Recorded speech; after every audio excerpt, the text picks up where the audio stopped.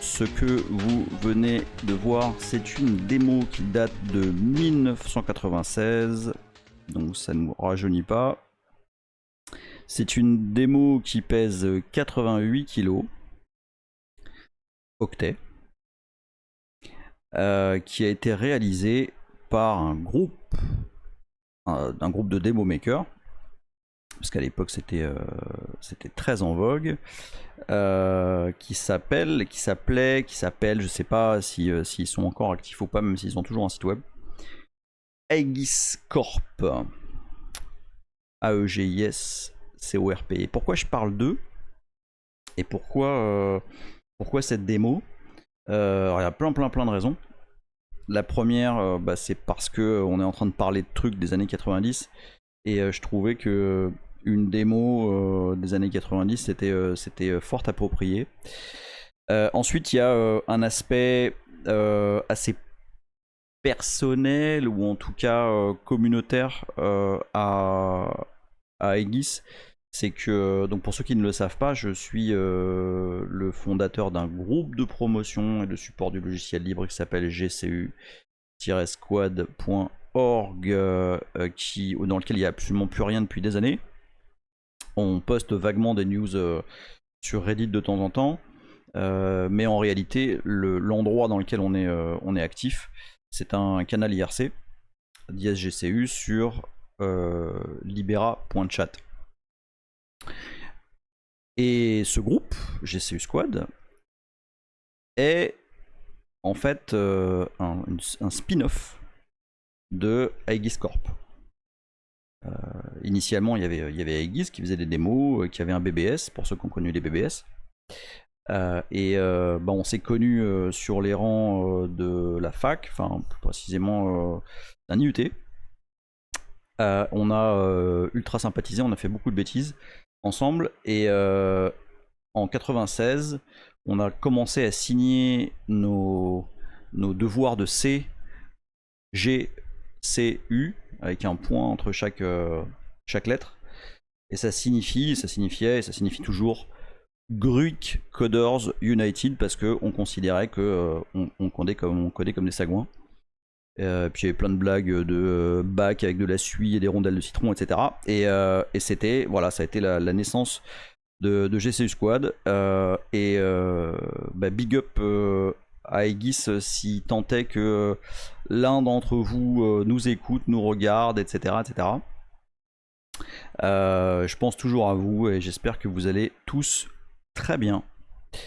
Voilà, il y a une autre raison à cette démo qui est de répondre à une des questions qui a été posée dans le pad, qui est: quelle est la différence entre le mode réel et le mode protégé? Donc cette démo, c'est une démo qui fonctionne sous DOS. Donc pour info, hier soir, rapido, j'ai installé un truc qui s'appelle DOSBox, que je ne connaissais pas. Moi je connaissais un soft à l'époque qui s'appelait DOSEMU, D-O-S-E-M-U, qui a toujours une page Wikipédia. En fait j'ai appris tristement l'arrêt de DOSEMU en 2007. Je savais pas que le projet était arrêté. Et en fait du coup j'ai basculé sur DOSBox là hier soir, je connaissais pas. Qui permet donc de lancer des exécutables DOS, MS-DOS, sur pas mal de plateformes et notamment Linux. Et ça marche très très bien. La preuve, c'est que on peut faire tourner une démo des années 90 qui, en plus, alors pour ceux qui ont connu cette époque-là, et je pense que vous n'êtes pas très nombreux, à l'époque il y avait comme dans toutes les époques, un certain snobisme sur le matos. Okay. Et typiquement, quand on avait une Sound Blaster, on était un gros lamer à l'époque. Je ne sais pas si on utilise encore ce mot aujourd'hui, on est lame. Okay, quand on a une Sound Blaster, on est lame. Il fallait absolument posséder une Gravis Ultrasound, plus communément appelée GUS, pour être élite. Hein, c'était déjà, enfin c'est pas que c'était déjà, c'est que ça vient de là en fait. Être élite, c'était avoir une Gravis Ultrasound. Et en l'occurrence, cette démo ne fonctionne pas sur autre chose qu'une Gravis Ultrasound. Fort heureusement, DOSBox permet d'émuler une GUS. Et ça marche. La preuve, avec le son et tout, j'ai réussi à graber ça hier soir. Et à vous diffuser ça aujourd'hui. Et donc, DOSBox, c'est un émulateur DOS. Et par conséquent, c'est un émulateur qui fait fonctionner un système d'exploitation MS-DOS en mode, je vous le donne en mille, réel. Et c'est quoi le mode réel? Le mode réel, c'est le mode de fonctionnement des processeurs 8086. Donc on parle de trucs qui ont dans les 50 ans, je pense. Non, peut-être un peu moins. Je sais pas de quand date le 8086. Je vais regarder vite, rapido là. Moi je dis 79. Wikipédia 8086. Nanana. 1978. Launched. Tiens, je vous mets la cam. Hop. Launched 1978. Voilà. Et c'est le début des aventures d'Intel du coup. Alors j'en profite aussi, je vais encore faire plein de parenthèses hein, comme d'hab. J'ai rajouté un petit truc dans les différentes scènes d'OBS. Vous voyez là ici, en bas à droite, il y a écrit full cam. Parce que j'arrête pas de dire ouais je vais basculer sur la full cam, sur le big term et tout machin. Maintenant vous savez ce que c'est. Le full cam c'est quand on me voit en grand. Après il y a la term cam, c'est en fait la scène où il y a un terme, mais il y a aussi le navigateur, etc. où je peux basculer entre plusieurs applications et vous le voyez. Et puis il y a le big term. Donc big term, là, vous le reconnaissez, c'est généralement, oui, c'est écrit en haut là. C'est généralement là où je fais tourner QEMU et où on fait les tests live. Voilà. Donc si vous voulez maintenant, comme lui c'est big term, c'est là où il y a l'émulateur. Termcam, c'est là où on fait du code en général, ou en tout cas on bidouille des trucs. Et là, la full cam, c'est là où on me voit en entier, qui est probablement le moins intéressant. Voilà, mais je vais rester là pendant un petit moment pendant que je vous parle.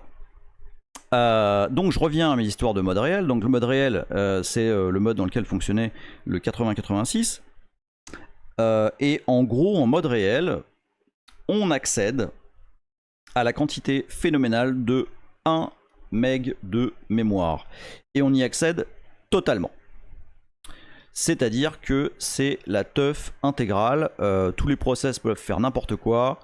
Ils peuvent s'écraser les uns les autres, ils peuvent lire les données des uns des autres. Bref, tout le monde est admin sur la zone de mémoire. Tout le monde fait ce qu'il veut. Et vous comprendrez que c'est pas super efficace lorsqu'on veut avoir un petit peu de sécurité dans son système d'exploitation.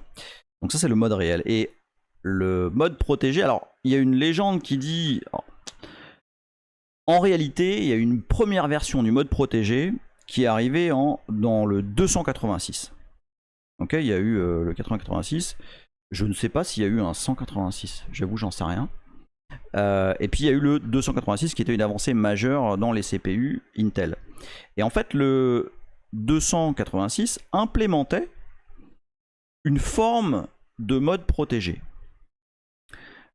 À tel point que il y a une version d'Unix de Microsoft qui s'appelle Xenix, il me semble. On me dit, il y a eu un 186 utilisé dans des périphériques genre imprimante. Bah tiens, ça c'est rigolo ça. French Raff.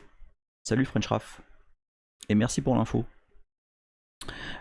Et donc ce 286, il implémentait donc un mode protégé primitif qui a permis donc à Microsoft de faire un Unix qui a eu un succès fulgurant comme on peut s'en douter, et également à Minix de fonctionner sur des 286. Donc Minix étant l'ancêtre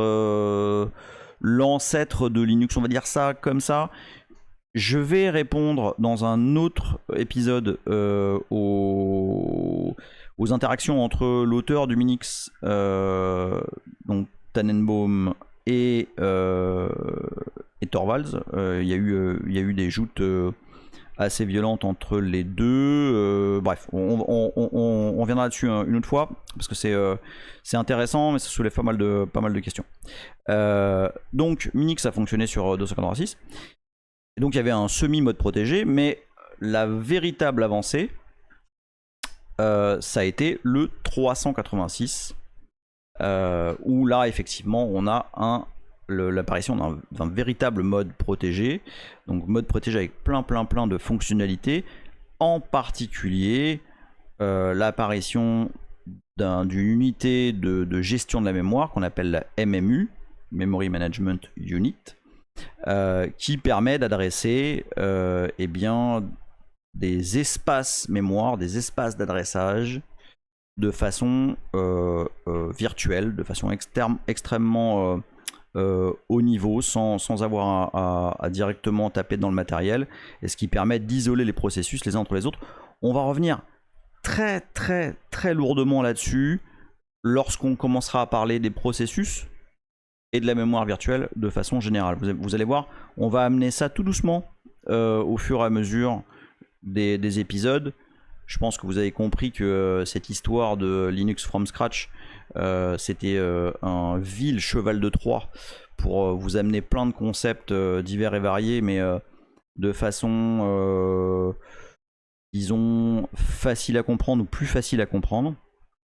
Et cette notion de mémoire virtuelle, elle est pas triviale. Oui, vil prétexte. Detected, absolument. Cette notion de mémoire virtuelle est pas forcément triviale à comprendre. Et je suis...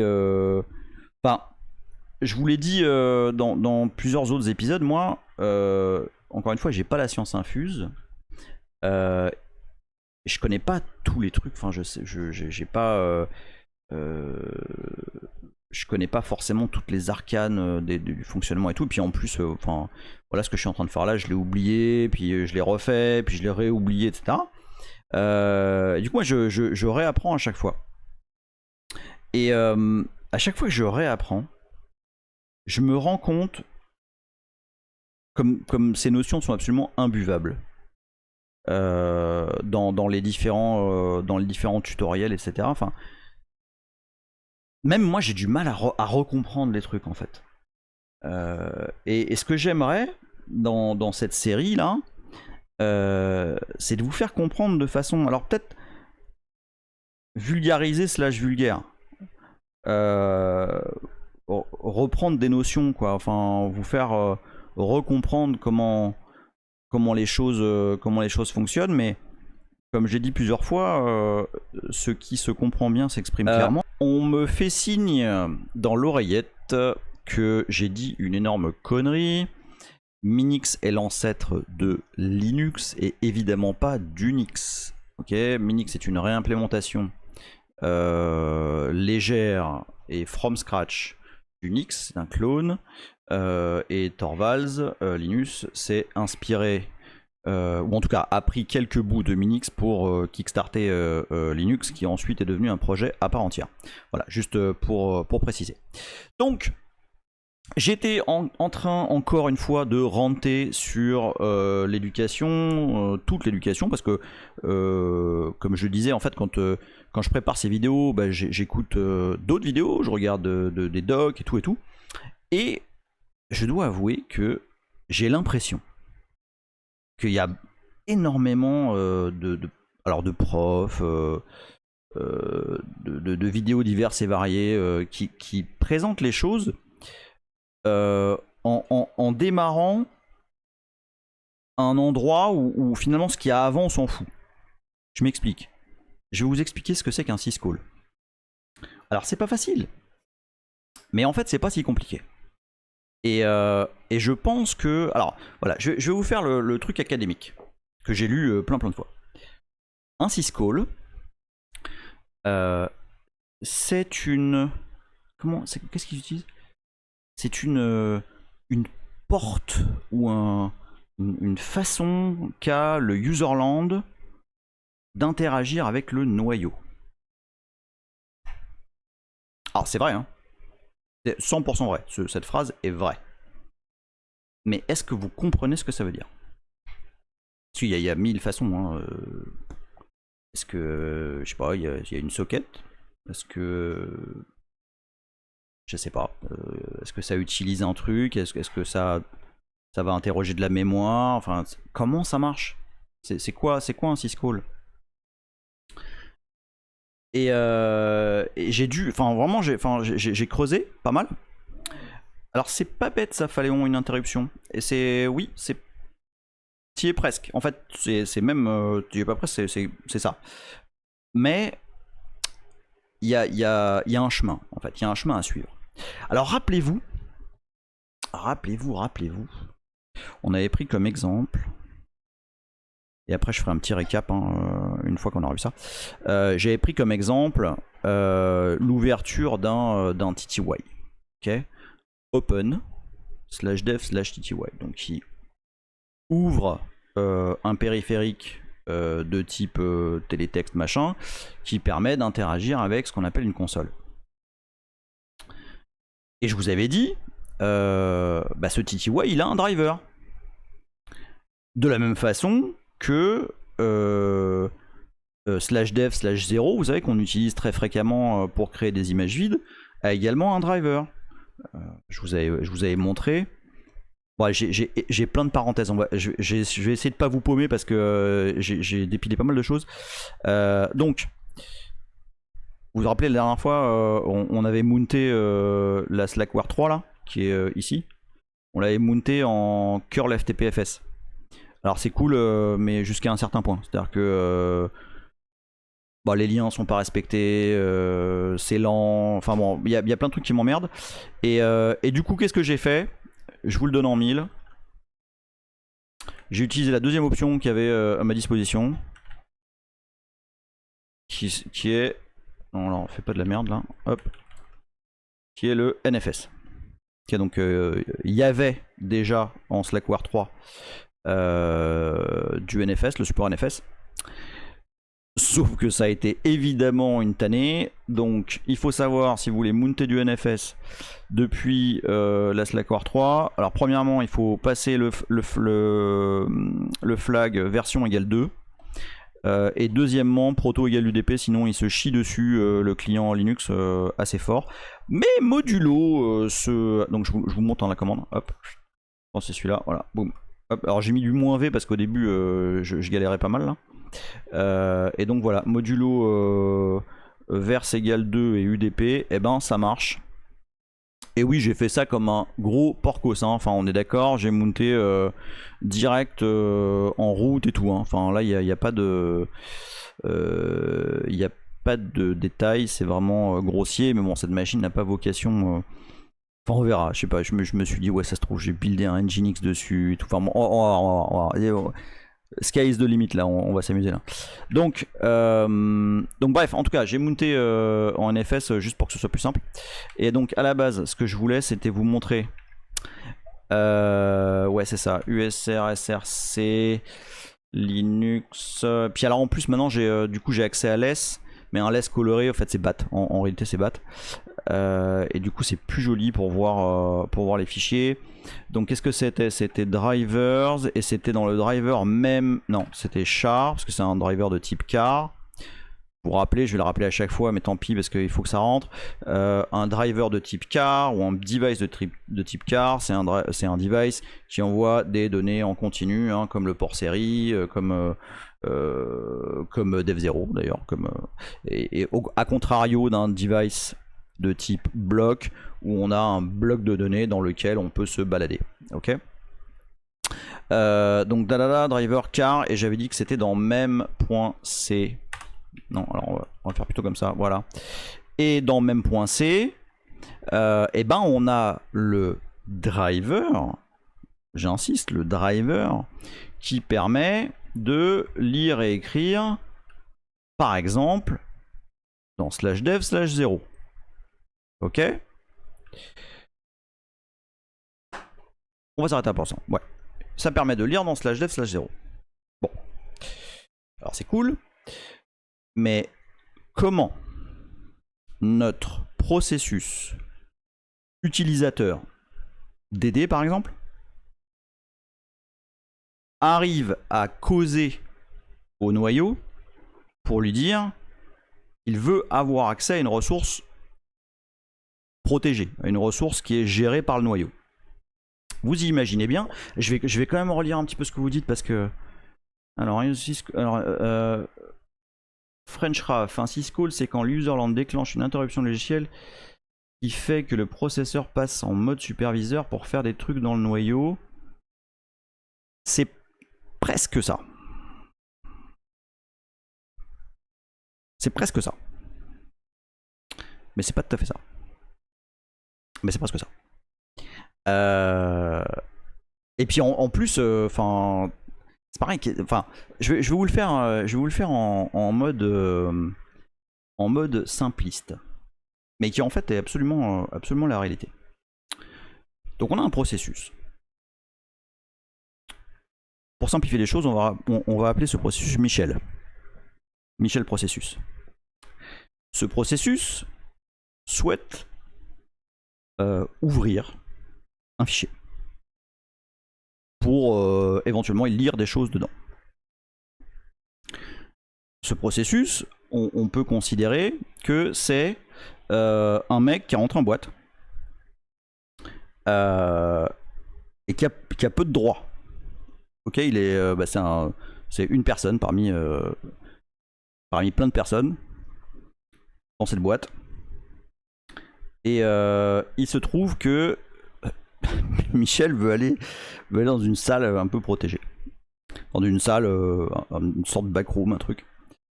Et du coup, il y a un endroit dans ce club, dans cette boîte, où on a le droit on doit passer par un truc de protection, quoi, avec des vigiles et tout. On a le droit d'aller dans des salles particulières. Donc Michel arrive devant le videur. Le videur s'appelle Patrick CPU. C'est son nom. Patrick CPU Intel. Et donc le processus s'adresse à Patrick CPU et lui dit bonjour, je m'appelle Patrick, je m'appelle Michel CPU, Michel Process, pardon, je suis un petit peu troublé. Et je souhaite aller dans la backroom numéro 8. C'est quoi votre nom? Michel Processus. Backroom numéro 8. 2 minutes. Vous avez pas dit le mot magique? Ah oui, s'il vous plaît. Non, non. Et non, Drolling, tu es bien sur la, sur la bonne chaîne. Je suis en train d'expliquer les syscalls. Je sais, ça a pas l'air comme ça, mais si. C'est absolument comme ça que ça marche.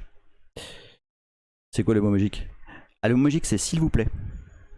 Alors, parce qu'en fait, faut savoir que syscall, en ancien maya, ça veut dire s'il vous plaît. Donc, s'il vous plaît. Ok. Donc là, Patrick CPU appelle Jean-Charles Kernel. Oui, Jean-Charles, j'ai un mec qui veut accéder à la backroom numéro 8. Il m'a donné, des informations. Qu'est-ce que je fais? Alors, Jean-Charles Kernel, c'est un mec occupé. Mais, quand il reçoit un coup de fil de Patrick, il fait de la place. Et puis bah du coup il donne accès. Voilà, il donne accès parce que lui il sait comment ouvrir les portes et tout. Enfin il a tout ce qu'il faut. C'est un peu relou parce que ça l'interrompt complètement. Hein. C'est vraiment une interruption de tout ce qu'il était en train de faire. Mais bon voilà, il y a quelqu'un qui veut faire un truc. Alors il descend, il ouvre la porte. Bref. Non, c'est pas sudo, c'est pas sudo le magique. Là on est au niveau, vraiment au niveau processus. Et voilà, et donc du coup, le noyau autorise et effectue une tâche, et puis il renvoie l'information au processus. C'est un peu comme ça que ça se passe. C'est-à-dire que, en fait, c'est exactement comme ça que ça se passe.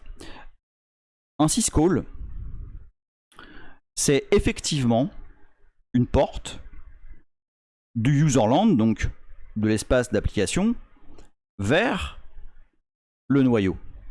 En fait, le noyau implémente un nombre considérable de méthodes qu'on appelle des syscalls pour effectuer différentes opérations. Ouvrir des fichiers, fermer des fichiers, lire un fichier, forker. Donc, si vous vous rappelez de la dernière fois, c'est dupliquer un processus. Plein de méthodes qui demandent un accès particulier au fonctionnement du système d'exploitation. Et vous comprenez bien que on ne peut pas autoriser un processus, quand bien même s'appelle-t-il Michel, à accéder aux ressources du noyau. Ben, ce serait la teuf. N'importe qui peut écrire n'importe quoi, avoir accès à n'importe quelle zone mémoire, etc. Alors, je vais revenir sur l'histoire de INT 0x, là, 0x80. Donc, il y a besoin d'une interface. En fait, c'est comme d'habitude. Il y a besoin d'un API. Ok, c'est ni plus ni moins qu'un API. Il y avait une question dans le pad qui disait qui est-ce qui implémente les syscalls ou un truc comme ça.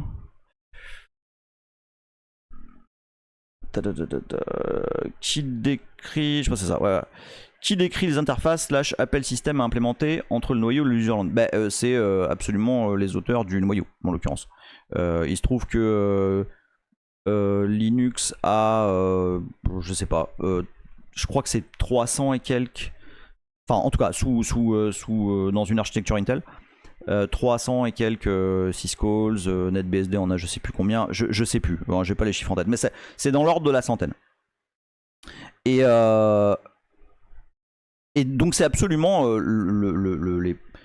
les programmeurs des différents noyaux qui décident ce qu'ils souhaitent implémenter comme syscall.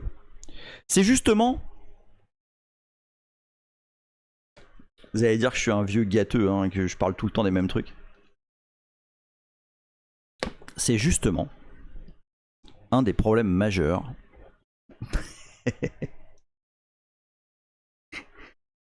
de Système D. Oh putain, tu fais chier encore avec Système D, machin. Non mais parce que faut que je vous dise quand même. Dans la série, vous savez, je vous ai dit plein de fois que les Nart avaient, pendant ses premiers postes, avait dit qu'il n'en avait rien à branler de la portabilité. Bah, en l'occurrence, un des arguments justement qui est recevable, hein.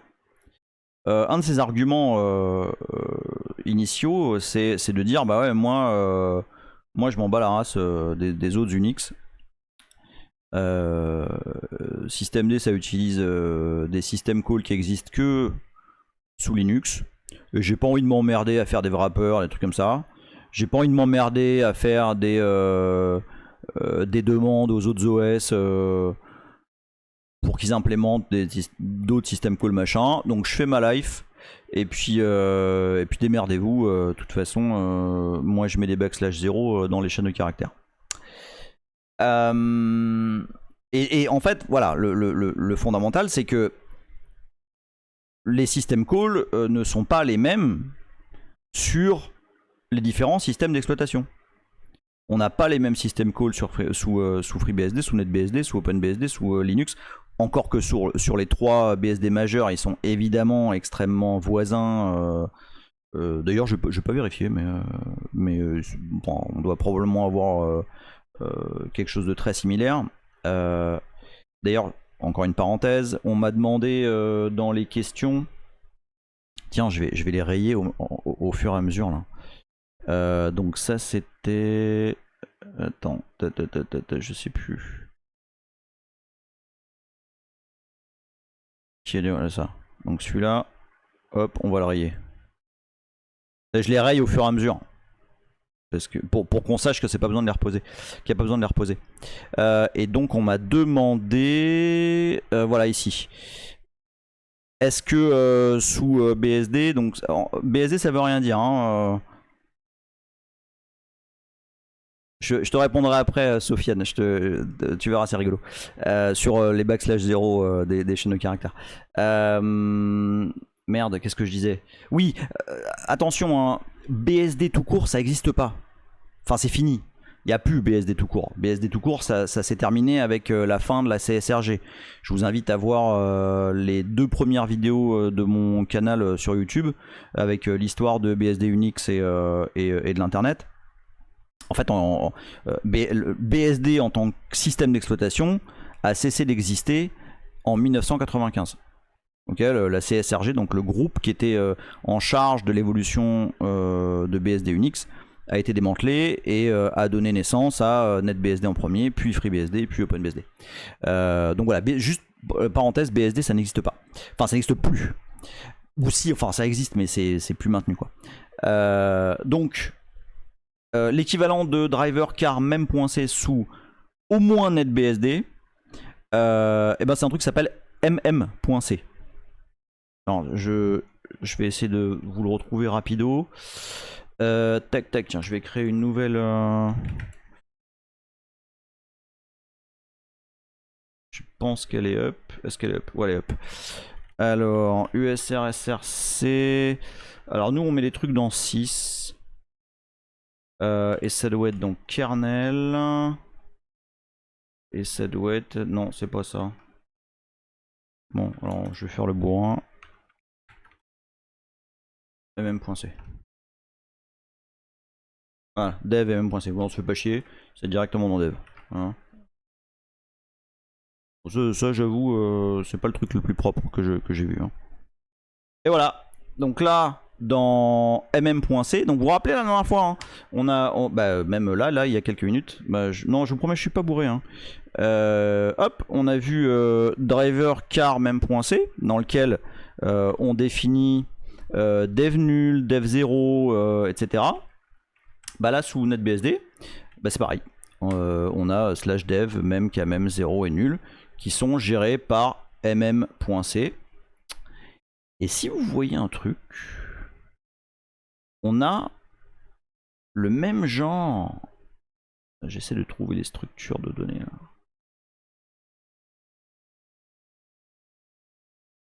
On a le même genre de structure de données là. Vous voyez? Open, close, read, write, machin. Bizarre ça, non? C'est pareil qu'ici là. Regardez.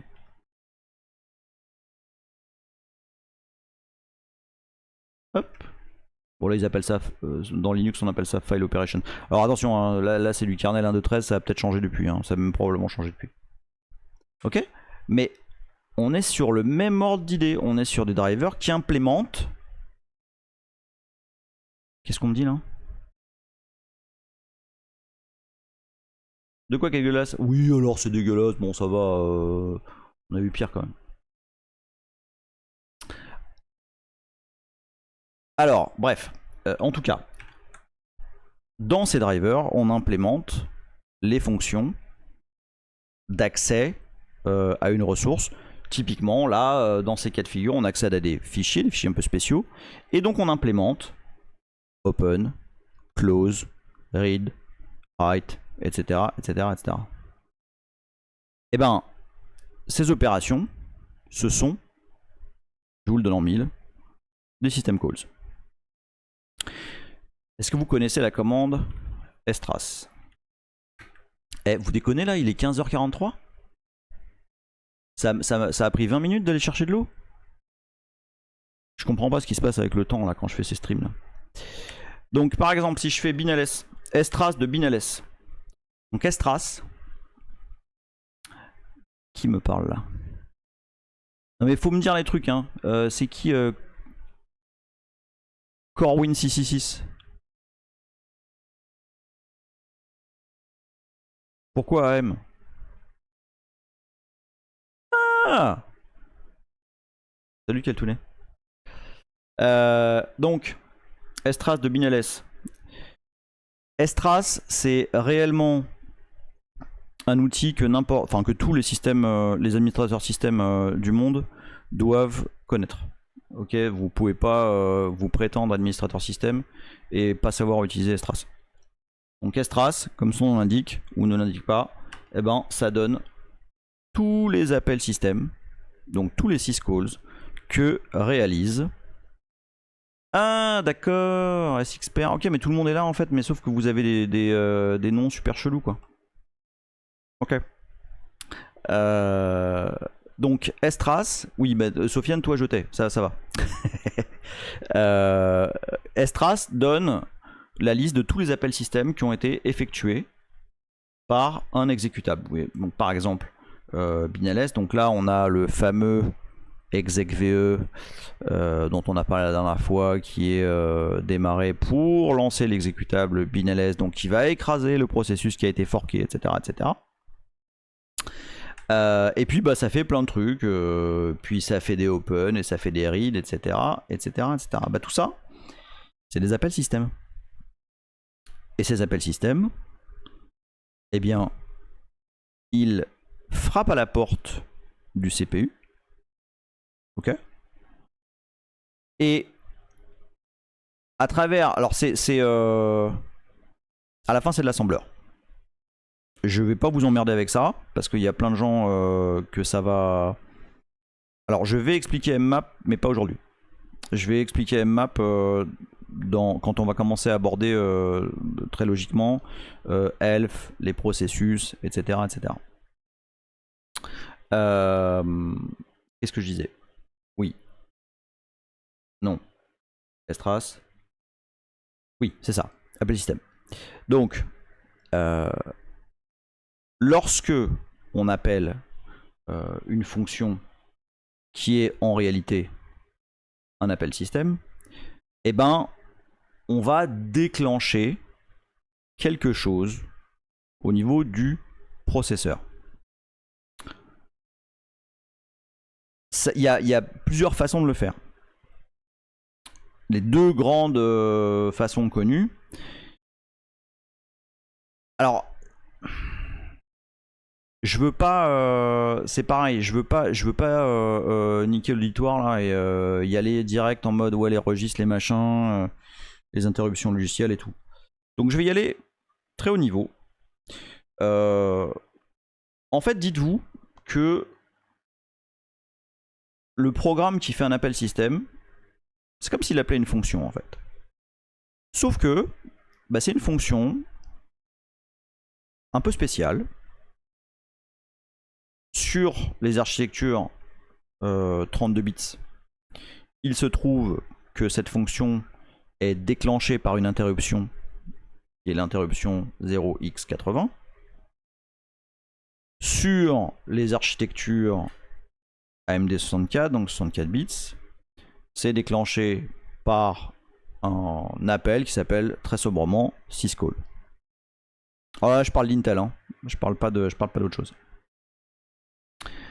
Et en fait, eh ben, on place des paramètres. Donc par exemple le numéro du file descriptor, le nombre de bytes que je veux lire ou le mode dans lequel je veux ouvrir le fichier, etc. Et tout ça est placé dans des registres du processeur. Je vais pas revenir, je vais pas y aller en détail là-dessus, mais dites-vous simplement dans le processeur, il y a des espèces de variables là qui sont là. On appelle ça des registres. C'est la façon la plus rapide. Enfin, c'est l'endroit le plus rapide avec lequel on peut interagir au niveau d'une machine, puisque les registres sont vraiment au niveau du processeur. Et en fait, on met les paramètres dans ces registres et on appelle la fonction syscall. Et à partir de là, on réveille le kernel. Vous vous rappelez le videur de tout à l'heure, Jean-Michel? Bah c'est pareil. Ça réveille le kernel. Genre, bon, il y a Michel Processus là, il veut faire un truc. Il veut rentrer dans la backroom numéro 8. Et il y a un driver, il y a une fonction d'ouverture de fichier, okay, qui est open. Et fonction fonction du driver, en fonction de si c'est un fichier, fonction de si c'est un device, etc. Et ben on implémente ce system call de différentes façons. Typiquement là, ça fait simplement, ça appelle simplement la fonction. Attends, où est-ce qu'il est? Voilà, ça appelle simplement la fonction read 0. Ok. Si je regarde, par exemple, fs extended to, je sais plus où il est. Allez hop. Hop, vous allez voir, je vais grep file operations. Voilà. Il est ici. Tac. File operation. Hop, voilà. Le read, ben, ça appelle extended to file read. En fait, sans... Mais il y a une espèce de joute là entre Sniper et Ok, je lirai ça après. Parce que ça peut être intéressant. Mais donc en gros, c'est pas en gros. Le noyau implémente des fonctionnalités qui permettent d'interagir avec certains périphériques. Ok. Et ces drivers sont associés à des interruptions logicielles qui sont déclenchées par le processeur à la demande du processus qui souhaite avoir accès à ces ressources. À ce stade, je vais vous demander le plus humblement du monde si vous avez pigé un minimum ce que je viens de raconter. Parce que peut-être que j'ai rendu les choses beaucoup plus complexes que nécessaire en introduisant Michel Processus et Patrick CPU. Donc dites-le moi. Dites-moi si vous avez pigé en fait le rôle, l'idée de ce qu'est un syscall. C'est ça qui est important. Et si maintenant vous comprenez ce que ça veut dire quand on lit partout que les syscalls, c'est une porte entre le userland et le kernel.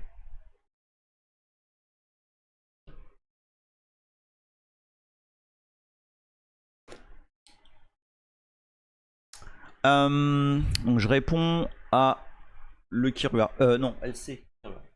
Je vois pas super bien aujourd'hui là. Est-ce que... Ouais, c'est LC Kirua. Est-ce que... Où tu es? Voilà. Est-ce que c'est dans cette fonction qu'on vérifie si le processus a le droit? Non.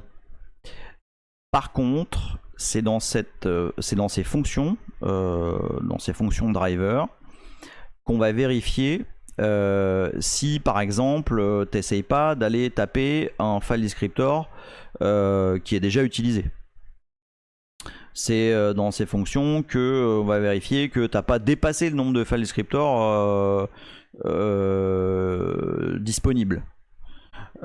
C'est vraiment on est vraiment au niveau de la ressource. Okay,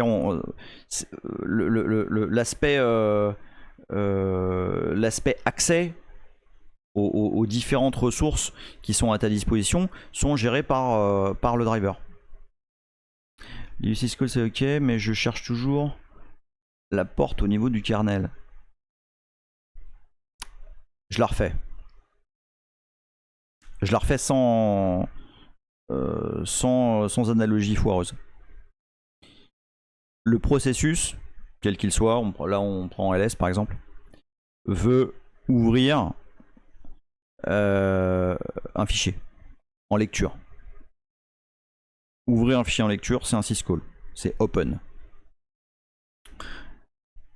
Ce syscall, il est défini parce que je veux... La difficulté de l'exercice là, c'est que je vais vous expliquer des trucs de façon la plus précise possible, mais sans vous niquer avec des includes de la libc, etc., etc. Donc je suis à la fois, j'essaie d'être à la fois précis et à la fois de ne pas rentrer dans le détail de l'implémentation. Parce qu'il y a des gens dans l'assemblée qui sont pas du tout à l'aise avec le C. Et là en l'occurrence on est vraiment sur du C qui tâche un peu. Donc ce processus va déclencher, va déclencher une instruction que le processeur va lire, qui est: je demande l'accès à l'ouverture d'un fichier. Ok, et dans ce contexte, le processeur fait un peu proxy. Et le processeur, là, du coup, il va présenter cette demande au noyau, qui va dire, voilà, le processus Intel, il veut accéder à la ressource slash etc slash je sais pas quoi, slash host.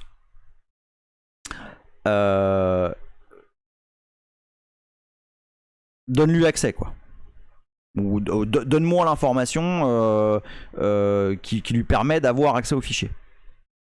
Ok, c'est vraiment un truc en 3 steps. Le processus, le CPU, le kernel. D'accord? Et le syscall, c'est vraiment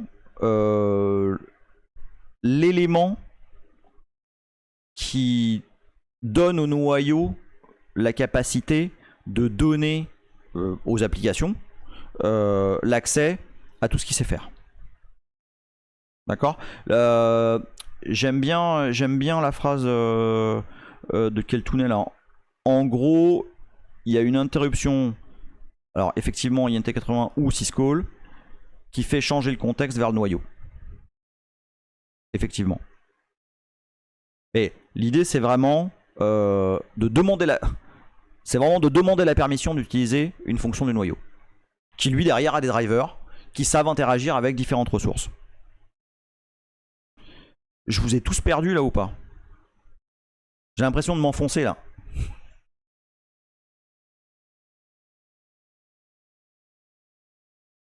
Oh, il n'y a plus de bruit là, il n'y a plus rien. Non, c'est ok? Ok, bah merci beaucoup. Drastanic, bah toi je t'aime bien. Moi j'aime bien quand ça dit que c'est très clair. Ok, c'est cool. Ok, super. Bon, voilà. C'est difficile hein, quand on a. Parce que. Ok, c'est plus clair qu'il n'y avait pas. Ok, bon, désolé. J'ai essayé de faire une espèce de métaphore pourrie de boîte de nuit et tout, parce que c'est un endroit que j'aime bien. Mais bon, c'était peut-être pas une bonne idée. Bon, peut-être qu'il y en a qui vont comprendre comme ça. Peut-être qu'il y en a qui préfèrent des trucs plus concrets. Bon, en tout cas, voilà, on a cette notion qui est vraiment hyper importante. J'espère que c'est clair.